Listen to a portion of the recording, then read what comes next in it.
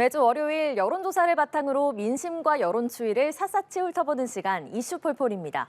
엄경영 시대정신연구소장 자리하셨습니다. 안녕하세요. 네, 안녕하세요. 네, 먼저 대통령 지지도 보겠습니다. 한국갤럽이 지난달 30일부터 2월 1일까지 전국 만 18세 이상 성인 1,000명을 대상으로 자체 조사한 결과인데요. 자세한 내용은 중앙선거여론조사심의위원회 홈페이지를 참조하시면 되겠습니다. 자, 긍정평가가 29%를 기록했습니다. 이게 작년 4월 2주차 이후에 9개월 만에 20%대를 기록한 건데요. 하락 원인 뭐라고 보십니까? 네, 김건희 여사 명품 가방 논란이 엎친 데다가 이태원 참사 특별법 거부권 이것이 겹쳤다. 이렇게 이제 볼 수 있을 것 같은데요. 사실 이 윤 대통령 지지율 30%는 심리적 저지선, 심리적 마지노선 이렇게 볼 수 있는데 그렇게 보는 이유가 세 가지 정도 있습니다. 첫 번째, 이 윤 대통령을 강력하게 지지하고 있는 60대 이상 유권자 비중이 31%를 돌파했거든요. 올 1월에. 네. 그래서 2030 유권자 비중을 초월한 상태이고 그다음에 주관적 정치 성향을 물어보면 보수라고 응답한 비중이 최소한 30% 정도 됩니다. 그리고 대구, 경북, 부산, 경남, 울산 이쪽 유권자 비중도 대략 한 25%를 넘는데요. 그래서 이 30%를 심리적 저지선으로 볼 수 있는데 이것이 붕괴했다 이렇게 볼 수 있을 것 같고요. 사실 30%가 붕괴됐다는 거는 지지층도 신뢰와 기대를 철회하는 수준이다 이렇게 볼 수 있는데 미국 그 격언 중에 이런 말이 있습니다. 유명한 것으로 유명하다. 그래서 그냥 유명하다 이런 거죠. 특별한 이유 없이 이런 것처럼 윤 대통령 지지율도 30%가 붕괴되면 그냥 싫다 이런 수준으로 볼 수 있는데 우리나라 국민들은 대통령이 나의 아저씨이기를 바라는 경향이 있습니다. 혹시 나의 아저씨 보셨어요? 저는 보진 않았습니다만 2018년에. 유명한 드라마를 알고 있습니다. 네, 그렇습니다. 고 이성균, 아이유가 출연했던 드라마인데요. 그래서 내 말을 들어주고 그리고 기대고 싶고 또 뭔가 내줄 것 같은 이제 이런 이미지를 원하는 경향이 있고 거기에 이제 걸맞는 인물이 문재인 대통령이었다. 그래서 이분은 국정선거가 있다 없다 논란이 있었지만 그래도 임기 막판까지 40% 중반을 유지했다고 볼 수 있을 것 같고요. 그리고 이 영부인에 대해서도 롤 모델이 있습니다. 그러니까 과거에 이 박정희 전 대통령 이제 부인이 유경수 여사인데요. 이분은 따뜻한 손길을 이제 내밀어주고 그리고 늘 근은질인 곳을 살피고 그 다음에 이제 그러면서 품격을 유지하는 이것 때문에 늘 이제 그 스트롱맨 이미지였던 박정희 대통령의 단점을 보완했다 이렇게 볼 수 있는데요. 우리 윤 대통령하고 김건희 여사는 이런 롤모델하고는 다소 거리가 있다 이렇게 볼 수 있을 것 같습니다. 예, 앞서 그냥 싫다의 수준이다 이렇게 말씀을 해주셨는데 부정평가 이유로 무엇이 꼽혔는지 좀 살펴보겠습니다. 경제, 민생, 물가가 가장 많이 꼽혔고요. 그 다음이 이제 소통 미흡 11%인데 윤석열 대통령이 신년 대담, KBS와의 신년 대담을 이제 내일 모레 방영이 되잖아요. 그렇다면은 이 방송 대담으로 지지율을 좀 끌어올릴 수 있을까요? 네, 말씀하신 대로 김건희 여사 관련이 여전히 상위권을 차지하고 있습니다. 그러니까 직간접적인 걸 합쳐보면 소통 미흡도 해당이 되고요. 그다음에 독단적, 일반적, 외교, 김건희 여사 뭐 이런 것들이 대체로 다 해당이 되는데요. 제일 좋은 거는 김건희 여사가 직접 그 대중 앞에 모습을 드러내서 진솔하게 본인의 마음을 그러니까 전달하는 게 가장 진정성 있는 저는 해결책이라고 보는데 뭐 대통령이 대신 이제 설명할 수도 있죠. 그런데 다만 이게 설명하는 과정에서 몰카 공작이다 내지는 정치 공작이다 이런 말을 함께 해버리면 이게 안 하니만 못하는 결과가 될 수도 있다. 그래서 내일 모레 이제 KBS 대담 방송 뭐 방영된다고 하는데요. 그때 상황을 좀 봐야 될 것 같습니다. 예, 알겠습니다. 자, 같은 조사에서 정부 출범 1년 9개월을 맞아서 정부의 각종 정책에 대해서 어떻게 평가하는지도 물었습니다. 자, 잘하고 있다 긍정률 기준으로 보면요. 복지가 가장 많고요. 그다음이 대북, 외교 순으로 꼽혔습니다. 그리고 공직자 인사가 19%로 가장 낮은 긍정평가를 받았네요. 네, 그렇습니다. 그러니까 이제 전반적으로 총괄 평가를 해보면 윤 대통령의 낮은 지지율이 나비 효과를 미쳐서 전반적으로 실제 정책을 잘하건 못하건 간에 부정적인 응답 비중이 굉장히 높다 이렇게 볼 수 있을 것 같고요. 분야별로 간단하게 살펴보면 경제 부동산은 이제 코로나가 끝나면 좀 좋아질 것이다 이렇게 이제 국민들이 기대를 했는데 코로나가 끝나도 실물 경제가 별로 그건 이제 반등하지 못하고 있다. 이런 측면이 있었던 것 같고요. 복지가 좋은 평가를 받고 있는 거는 이슈가 있는데 의대 정원 확대 이게 이제 긍정적인 영향을 미쳤다 볼 수 있습니다. 아마도 내일 발표한다고 하죠. 한 1,700명 규모. 그리고 교육도 굉장히 긍정 평가가 비교적 이제 조금 좋아지고 있습니다. 그러니까 지금은 23%인데 과거에 비해서 좋아지고 있는데요.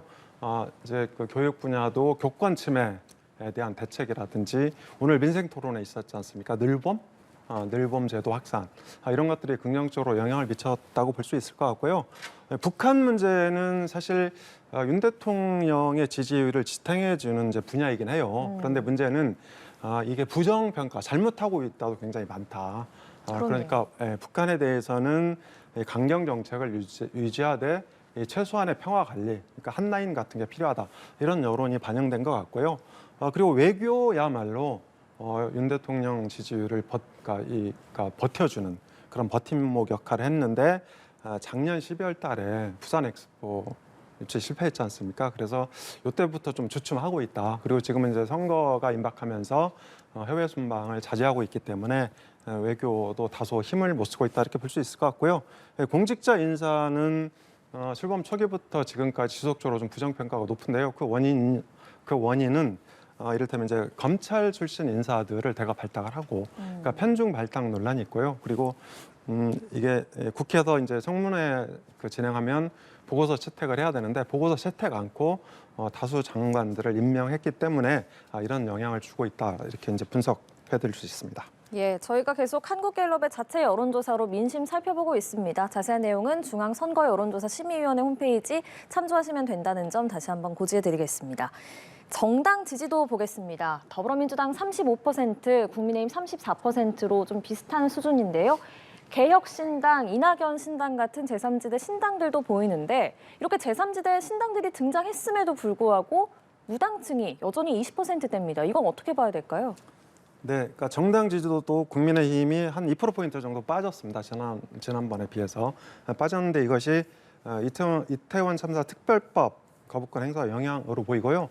다만 이것이 이제 정당 지지도의 근본적인 균열을 가져오는 그런 요소는 아니다. 그러니까 일시 이제 빠져서 그 중간지대 가 있다가 다음에 다시 국민의힘으로 돌아갈 가능성이 큽니다. 그러니까 우리가 여기서 정당 지지도를 볼 때 정당 지지도는 부부, 사랑, 연애 아마 이런 거랑 비슷합니다. 그러니까 이게 뭐 헤어질 결심을 하고 대판 싸운다면 모를까 그렇지 않으면 무당층이나 뭐 개혁신당이나 기본소득당 이런 데 잠시 가 있다가 다시 이제 돌아가는 경우가 많거든요.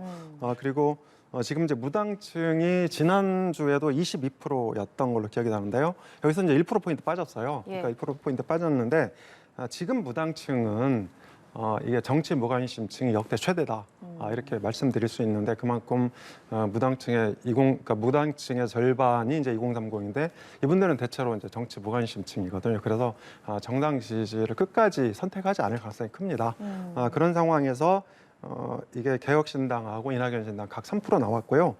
그다음에 정의당이라든지 기본소득당도 1% 나왔는데 이게 진영 총결집이 유지되는 상황이라서 제3지대가 파고들 틈새가 그렇게 크지 않다, 많지 않다 이렇게 볼 수 있을 것 같고 네. 개혁신당이나 이낙연 신당의 지지율도 일부가 다시 뭐 다음 주쯤 되면 국민의힘으로 이제 돌아갈 수 있다 이렇게 볼 수 있을 것 같은데요.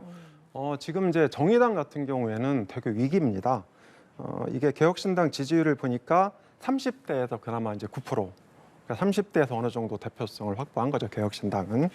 그다음에 이낙연 전 대표가 주도하는 새로운 미래는 40대에서 6% 상당히 이제 높은 지지율을 기록을 하고 있습니다. 예. 그런데 정의당은 세대별로 지지 기반을 구축하고 있는 데가 없어요, 아예. 그래서 이번에 이제 최대 위기가 될 수 있을 것 같고, 다만 광주에서 정의당이 5% 지지율을 얻고 있는데 이 광주 지지율은 언제든지 민주당 즉 친정으로 돌아갈 가능성이 있거든요. 그래서 지금 정의당 같은 경우에는 지금까지 비례대표 의석을 쭉 배출을 해왔습니다. 그런데 이번에는 이 개혁신당에 밀려서 비례대표 의석을 배출을 하지 못할 수도 있다.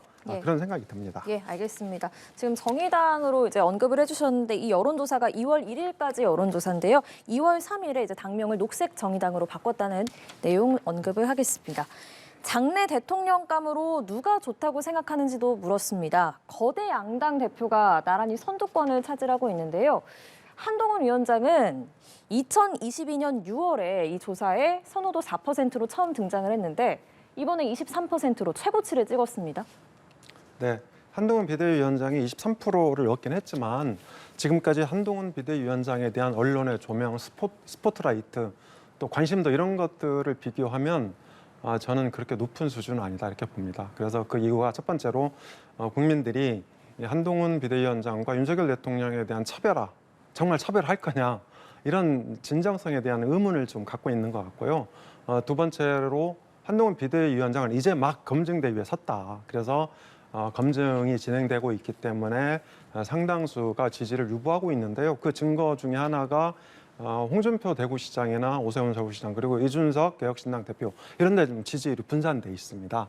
그런 측면에서 한동훈 비대위원장의 차기 주자 입지는 조금 더 지켜봐야 될 것 같고요. 그리고 한동훈 비대위원장이 대구 경북이나 부산 경남 그리고 60대 이상에서는 상당히 약진하고 있어요. 그러니까 대표성을 확보하고 있는데 유독 2030에서는 아직 결집을 이뤄내지 못하고 있다. 이것이 23%에 머물고 있는 이제 직접적인 원인으로 보여집니다. 예, 최고치를 기록하긴 했습니다만 뭐 지금 관심도에 비해서는 높은 다소 낮은 수치라고 볼 수 편이다. 없다. 네, 이렇게 볼 수 있을 것 같고 또 지난주 보면 다른 여론조사들도 보면 이재명 대표하고 되게 비슷한 수준이었어요. 근데 이번 조사는 이재명 대표보다 좀 떨어지고 있다. 그래서 이 컨벤션 효과가 지나고 나서 본격적으로 조정 국면에 있는 게 아닌가 이제 그런 생각이 듭니다. 그래서 앞으로 이 한동훈 위원장의 그 차기 지지율은 좀 더 상황을 두고 봐야 될 것 같다. 그래서 어느 쪽으로 방향을 잡을지 상승할 것인지 뭐 하락할 것인지 다음 주 정도 되면 윤곽이 나타나지 않을까 이렇게 봅니다. 예, 26%와 23% 오차범위 내이긴 합니다. 민주당 이재명 대표가 오늘 오전에 현행 준연동형 비례대표제 취지를 살리면서 통합형 비례정당을 추진한다 이렇게 밝혔는데요. 이 발표가 있기 전인 지난주에 저희가 계속해서 보고 있는 이 한국갤럽 조사에서 어떤 비례대표제를 선호하는지도 물었습니다. 그랬더니 병립형이 38%, 연동형이 34% 이렇게 나왔는데요. 마찬가지로 오차범위 내이긴 합니다만 유권자들의 지금 보면은 38%가 병립형을 선호한다고 답했는데 이 이유는 뭐라고 보십니까? 네, 병립형을 선호하는 응답이 많은 것은 그동안 2020년 4월 총선에서 이제 준연동형제를 실시했는데 이것에 대한 효과가 없다 이렇게 판단하는 거죠. 그래서 준연동형제 도입한 목적은 애당초 한 3가지 정도 됩니다. 첫 번째는 이 극심한 정치 양극화를 완화하자. 그게 이제 첫 번째 목적이었고요. 두 번째는 이 다당제 기반을 마련하자. 이게 두 번째였고 세 번째는 소수 정당을 배려하자. 이 3가지 목표였는데요. 지난번 총선 때 거대 양당이 유성 정당을 만들고 더구나 이제 민주당 쪽에서는 그 열린민주당이라고 유성 정당이 2개가 있었던 거죠. 그런 상황에서 유성 정당의 폐해가 집중적으로 부각이 됐다.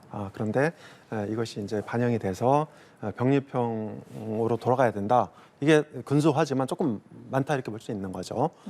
다만 민주당 지지층에서 이 전체 여론과 다르게 병립형을 선호하는 비중이 높은 것은 기억나실지 모르겠는데요. 언젠가 한번 이재명 대표가 이런 얘기했습니다.